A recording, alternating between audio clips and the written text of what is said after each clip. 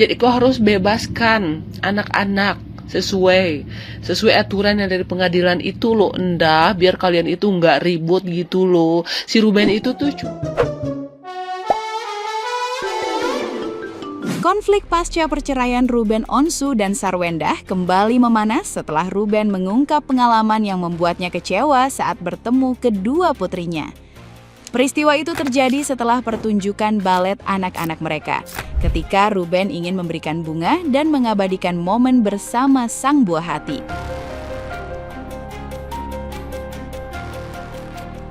Namun, suasana yang seharusnya hangat justru berubah menjadi sumber kekesalan yang terus membekas hingga sekarang.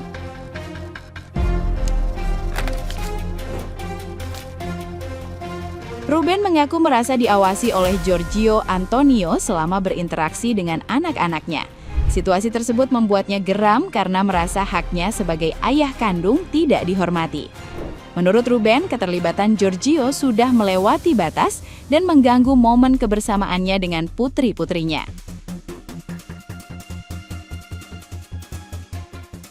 Polemik ini semakin memperpanjang perseteruan yang sebelumnya dipicu persoalan nafkah serta akses pertemuan dengan anak setelah perceraian mereka berlangsung hingga kini.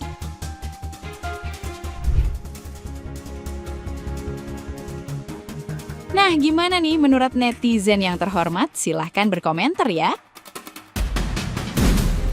Pemandangan yang tadi itu sungguh sangat memilukan hati ya. Jadi ibarat kata biar nggak di panggung, di podium saya foto nggak apa-apa gitu. Di luar juga nggak apa-apa. Yang penting anaknya lagi pakai pakaian balet juara, dia kasih bunga ya. Biar tidak di podium juga nggak apa-apa. Yang penting dapat aja foto gitu. Sedih kan guys? Sedih ya. Aku tuh sedih banget kalau lihat ini pemandangan. Kok bisa kok ada orang kok setega itu gitu loh. Setega itu. Saya sampai kali ini kok menceritakan ini, saya bilang tadi saya lihat videonya ini saya kayak mau menangis sudah. Kok bisa gitu? Padahal ayahnya yang bayar balet, ayahnya yang memenuhi kebutuhan, ayahnya juga yang memberikan segalanya tanpa pikir macam-macam. Yang penting demi anak. Kok bisa gitu? Kita aja ini orang luar ya, netizen melihat itu kita kenyuh banget, kenyuh dia tuh sampai ke hati. Coba deh guys, kalian lihat benar-benar, kalian pikir benar-benar, kalian merasakan apa yang dirasakan Ruben pada saat itu ya. Ada video dari Bunda Emma Waroka, di mana di situ Ruben Onsu menjelaskan tentang kenapa sih uang 6 bulan itu tidak diberikan. Alasannya adalah satu, dia meminta mereka untuk bertanya kepada diri mereka sendiri. Ruben Onsu hanya ingin bertemu dengan anaknya. Ruben Onsu hanya ingin bermain dengan anaknya tanpa campur tangan mereka. Apa susahnya? Apakah Ruben Onsu ini seorang penjahat hingga mereka tidak berani membiarkan anak mereka untuk bermain dengan bapaknya? Kan aneh. Apakah mereka takut seolah-olah bagaimana nanti anak-anak itu dalam pikiran mereka akan dipengaruhi oleh Ruben Onsu agar tidak menerima si pacar CEO? Kan enggak juga. Di dalam hal ini kita ketahui nafkah itu tidak diberikan. Dia tidak mengatakan berapa uang plastik sampah segini. Dia tahulah harga-harga seperti itu. Tetapi di sini dia tidak mau ribet. Ruben Onsu hanya ingin bertemu anak-anaknya dan bermain tanpa ada gangguan dari pihak ibunya. Kok susah sih? Apakah menakutkan? Apakah Ruben Onsu ini orang jahat hingga si Sarwendah ini gak membolehkan, katakanlah seperti itu kalau yang dipertontonkan ini. Terus kemudian katakanlah si Ruben Onsu ini tidak dilarang untuk datang ke rumah itu, tapi secara logika Ruben Onsu seorang laki-laki, bagaimana dia pulang ke rumahnya, hasil jerih payahnya nih, keringat, delosor, darah, apa semua dia gunakan untuk membuat rumah. Tiba-tiba di sana berdiri seorang laki-laki yang dikata atau disebut sebagai pacar jandanya. Marwah laki-laki lah, bukan karena kecemburuan, tetapi rasa sakit hati ketika melihat jerih payah dia dalam membangun rumah itu. Ada orang luar yang menikmati hasilnya untuk bekerja, walaupun dalam artian untuk bekerja. Semangat Ruben Onsu, kita akan tetap mendukungmu. Salam cinta damai dari Kediri. kali ini lagi seru banget ya. Lagi heboh beritanya si mantan istri sama mantan suami. Yang mantan istrinya baru-baru ini bikin video permintaan maaf. Dan dibahas lagi tentang 200 juta. Yang lucu adalah bukan tentang permasalahan mereka, tapi orang-orang yang komal cari perhatian publik dengan membahas mereka. Mereka ini kayak udah satu kelompok ya, dimana kepedean ngebahas orang lain, apalagi urusan rumah tangga ya. Ada yang dari pihaknya mantan istri membela, ada yang dari pihak mantan suami membela. Yang lucunya lagi, mereka tuh udah punya kompeten gitu loh untuk membahas sesuatu seperti itu, karena mereka juga orang-orang yang menurut aku kerjaannya kurang gitu loh. Dan lucunya mereka tuh bisa sampai 6-7 orang komal-komalan gitu ya, sama seperti kasusnya NM kemarin gitu loh. Kalian mending komentarin ya kasusnya NM yang kalah sama si dokter. Jadi menurut penglihatan Madam di sini sebenarnya yang disayangkan adalah mereka-mereka yang komal, mereka-mereka yang sok tahu, sok paling tahu ya. Kalau aku ditanya kenapa aku membicarakan hal ini, aku dari segi spiritual ya. Dulu waktu si mantan suaminya itu sakit-sakitan, aku pernah meramalkan bahwa memang itu ada satu dan lain hal yang memang bersangkut pautan sama mistis. Dan itu sudah lama banget aku bahas itu sebelum mereka bercerai. Kalau sekarang aku lihat di sini, kemungkinan mantan istri ini ngerasa bahwa dia pun sekarang lagi mandiri di atas kakinya sendiri. Jadi dia tuh sepertinya sudah salah berucap, yang akhirnya dia mendapatkan reaksi publik yang nggak merespon baik seperti itu. Akhirnya dia minta maaf, walaupun dia tahu ya apa yang ingin dia bongkar, tapi menurut penglihatan aku kurang bijak kalau dia membongkar hal itu karena anak-anaknya masih kecil gitu loh. Dan mantan suami juga menurut penglihatan aku jangan sampai terkontaminasi dengan siapapun, supaya lebih bijaksana menanggapi apa yang tidak perlu ditanggapi dan menanggapi apa yang perlu ditanggapi. Karena dari segi spiritual sepertinya mereka ini dua-duanya ini orang baik, orang yang benar-benar saling mensupport pada saat mereka menikah, ya iyalah suami istri. Dan seharusnya itu juga terbawa pada saat mereka berpisah. Yang disayangkan adalah banyak orang-orang so tahu, komal-komal, artis bukan apa bukan ya, yang memang jadi memperkeruh suasana gitu loh kondisinya. Sebenarnya sih nggak perlu suasananya kenapa-napa ya, karena memang mereka yang komal-komal ini nothing gitu loh. Jadi menurut aku itu sih sebenarnya pengen aku komentari, nggak ada lain ya.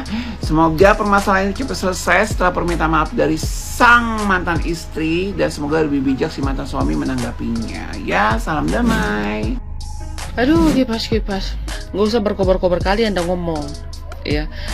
Pertanyaan Anda tuh banyak banget ya, ya. Ini gue jawab satu-satu nih. Anda bilang gini, kenapa sih Sarwenda nggak didukung? Kenapa sih kalian dukung si Ruben? Nih gue jawab nih, kita dukung dalam hal apa sih Endah? Orang yang nggak tahu berterima kasih begitu.